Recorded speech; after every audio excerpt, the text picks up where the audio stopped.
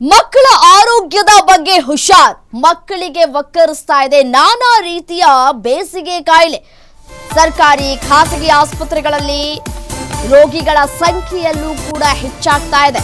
ರಾಜ್ಯದಲ್ಲಿ 20,000ಕ್ಕೂ ಹೆಚ್ಚು ಕೇಸ್ಗಳು ದಾಖಲಾಗಿದೆ. ಕಳೆದ ಒಂದು ವಾರದಲ್ಲೇ 3,095 ಕೇಸ್ಗಳು ದಾಖಲಾಗಿದೆ. ಬೇಸಿಗೆ ಶುರುವಾಗ್ತಾ ಇದ್ದಂತೆ ಮಕ್ಕಳಿಗೆ ಅತಿಸಾರ ರೋಗದ ಕಾಟ ಶುರುವಾಗಿದೆ. ದಿನೇ ದಿನೇ ಹೆಚ್ಚಳವಾಗ್ತಾ ಇದೆ ಅತಿಸಾರ ರೋಗಿಗಳ ಸಂಖ್ಯೆ. ಆರೋಗ್ಯ ಇಲಾಖೆಯಿಂದ ಎಚ್ಚರಿಕೆಯನ್ನು ವಹಿಸುವುದಕ್ಕೆ ಮನವಿ ಕೂಡ ಮಾಡಿಕೊಳ್ಳಲಾಗಿದೆ. ಅತಿಸಾರ ಸಮಸ್ಯೆ ಒಮ್ಮೆ ಉಂಟಾದ್ರೆ ಬಹಳಷ್ಟು ತೊಂದರೆಗಳಾಗುವಂತಹ ಸಾಧ್ಯತೆಗಳು ಕೂಡ ಇರುತ್ತೆ. ಮಕ್ಕಳು ಸುಸ್ತಾಗ್ಬಿಡ್ತಾರೆ. ಸುಸ್ತಾದ್ರೆ ಪಾಪ ಅವ್ರಿಗೆ ಡ್ರಿಪ್ಸ್ ಹಾಕುವಂತಹ ಕೆಲಸಗಳನ್ನ ಮಾಡಲಾಗುತ್ತೆ. ಸೊ ಹಾಗಾಗಿ ಅತಿ ಹೆಚ್ಚನ್ನ ಮಕ್ಕಳಿಗೆ ನೀರನ್ನ ಕೊಡಬೇಕಾಗತ್ತೆ ಅತಿ ಹೆಚ್ಚಾಗಿ.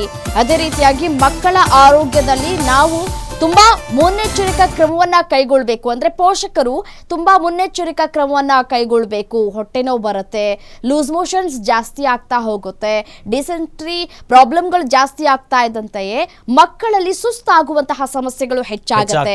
ಸೊ ಹಾಗಾಗಿ ಅವರನ್ನ ಮತ್ತೆ ಹಾಸ್ಪಿಟಲ್ ಕರ್ಕೊಂಡು ಹೋಗ್ಬೇಕು. ಮತ್ತೆ ಆ ನಂತರ ಒಂದಷ್ಟು ಟೆಸ್ಟ್ಗಳನ್ನ ಕೂಡ ಮಾಡಬೇಕಾಗತ್ತೆ. ಅದೇ ರೀತಿಯಾಗಿ ಅಡ್ಮಿಟ್ ಮಾಡ್ಕೊಳ್ಳುವಂತಹ ಕೆಲಸಗಳು ಕೂಡ ಆಗತ್ತೆ. ಸೊ ಹಾಗಾಗಿ ಪೋಷಕರು ಬೇಸಿಗೆಗಾಲದಲ್ಲಿ ಮಕ್ಕಳನ್ನ ತುಂಬಾ ಹುಷಾರಾಗಿ ನೋಡ್ಕೋಬೇಕಾಗತ್ತೆ. ಎಲ್ರಿಗೂ ನಮಸ್ಕಾರ. ಕಳೆದ 25 ದಿವಸದಲ್ಲಿ ಸುಮಾರು 10,000ಕ್ಕಿಂತ ಹೆಚ್ಚು ಅತಿಸಾರ ಅಂದ್ರೆ ಬೇದಿ ಅಥವಾ ಏನು ವಾಟರಿ ಮೋಷನ್, ಲೂಸ್ ಮೋಷನ್ ಅಂತ ಹೇಳ್ತೇವೆ, ಆ ಕೇಸ್ಗಳು ಜಾಸ್ತಿ ಆಗಿರುವಂತಹದ್ದು ರಾಜ್ಯ ಆರೋಗ್ಯ ಇಲಾಖೆ ಏನಿದೆ ಅದು ವರದಿ ಮಾಡಿದೆ. ಈ ಫೆಬ್ರವರಿ ತಿಂಗಳಲ್ಲಿ ಹೆಚ್ಚಿರುವಂತಹ ಒಂದು ತಾಪಮಾನದಿಂದ ಹಲವಾರು ಮೂತ್ರಕ್ಕೆ ಸಂಬಂಧಪಟ್ಟಂತ ಕಾಯಿಲೆಗಳು, ಅದೇ ರೀತಿ ನಮ್ಮ ಹೊಟ್ಟೆಗೆ ಸಂಬಂಧಪಟ್ಟಂಥದ್ದು, ಅದೇ ರೀತಿ ಕರಳಿಗೆ ಸಂಬಂಧಪಟ್ಟಂತ ಕಾಯಿಲೆಗಳು ತುಂಬಾ ಜಾಸ್ತಿ ಆಗ್ತಾ ಇದ್ದಾವೆ. ಎಲ್ರಿಗೂ ನಮಸ್ಕಾರ.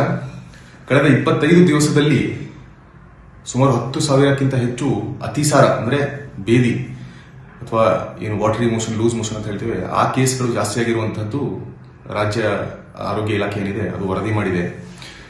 ಈ ಫೆಬ್ರವರಿ ತಿಂಗಳಲ್ಲಿ ಹೆಚ್ಚಿರುವಂತಹ ಒಂದು ತಾಪಮಾನದಿಂದ ಹಲವಾರು ಮೂತ್ರಕ್ಕೆ ಸಂಬಂಧಪಟ್ಟಂತ ಕಾಯಿಲೆಗಳು, ಅದೇ ರೀತಿ ನಮ್ಮ ಹೊಟ್ಟೆಗೆ ಸಂಬಂಧಪಟ್ಟಂಥದ್ದು, ಅದೇ ರೀತಿ ಕರಳಿಗೆ ಸಂಬಂಧಪಟ್ಟಂತ ಕಾಯಿಲೆಗಳು ತುಂಬಾ ಜಾಸ್ತಿ ಆಗ್ತಾ ಇದ್ದಾವೆ. ಎಲ್ರಿಗೂ ನಮಸ್ಕಾರ.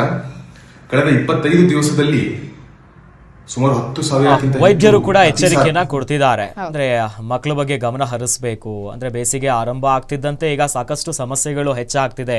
ಜೊತೆಯಲ್ಲಿ ಆಸ್ಪತ್ರೆಗಳಲ್ಲೂ ಕೂಡ ಈ ರೀತಿಯಾದಂತಹ ಸಮಸ್ಯೆ ಬರೋ ಪ್ರಕರಣಗಳು ಹೆಚ್ಚಾಗ್ತಿದೆ. ಇನ್ನು ಈಗಾಗಲೇ ಆರೋಗ್ಯದ ಬಗ್ಗೆ ಕೂಡ ಗಮನ ಹರಿಸಬೇಕು. ಬೇಸಿಗೆ ಮಕ್ಕಳು ಜಾಸ್ತಿ ನೀರು ಕುಡಿಬೇಕಾದಂತ ಹೊತ್ತಿದು. ಟೈಮ್ ಟು ಟೈಮ್ ನೀರು ಕುಡಿಬೇಕು. ಹೊರಗಡೆ ಹೋಗುವಾಗ ಮಕ್ಕಳನ್ನ ಕರ್ಕೊಂಡು ಹೋಗುವಾಗ ಮುಂಜಾಗ್ರತಾ ಕ್ರಮವನ್ನ ಕೈಗೊಳ್ಳಬೇಕಾಗತ್ತೆ. ಅಂದ್ರೆ ಹೊರಗಡೆ ಅದು ಇದು ತಿಂದ್ರೆ ಮಕ್ಕಳಿಗೆ ಫುಡ್ ಅಲರ್ಜಿ ಆಗತ್ತೆ. ಆಮೇಲೆ ಫುಡ್ ಡೈಜೆಸ್ಟ್ ಆಗಲ್ಲ, ಡಿಹೈಡ್ರೇಟ್ ಆಗ್ತಾರೆ, ಡಿಹೈಡ್ರೇಟ್ ಆಗತ್ತೆ. ಆಮೇಲೆ ಮನೇಲಿ ನಾವು ಮಕ್ಕಳಿಗೆ ಏನು ಬೇಕು ಅವೆಲ್ಲವನ್ನ ಕೂಡ ತಯಾರು ಮಾಡಿ ಪೋಷಕರು ನೀಡಬೇಕಾಗತ್ತೆ. ಸೊ ಇಲ್ಲಾಂತಂದ್ರೆ ಈ ರೀತಿಯಾದಂತಹ ಆರೋಗ್ಯ ಸಮಸ್ಯೆಯನ್ನ ಮಕ್ಕಳು ಎದುರಿಸಬೇಕಾಗತ್ತೆ. ಸೊ ಈ ಪರಿಣಾಮ ಮಕ್ಕಳ ಮೇಲೆ ಅತಿ ಹೆಚ್ಚಾಗಿ ಕಾಡೋದಕ್ಕೆ ಹೋಗುತ್ತೆ.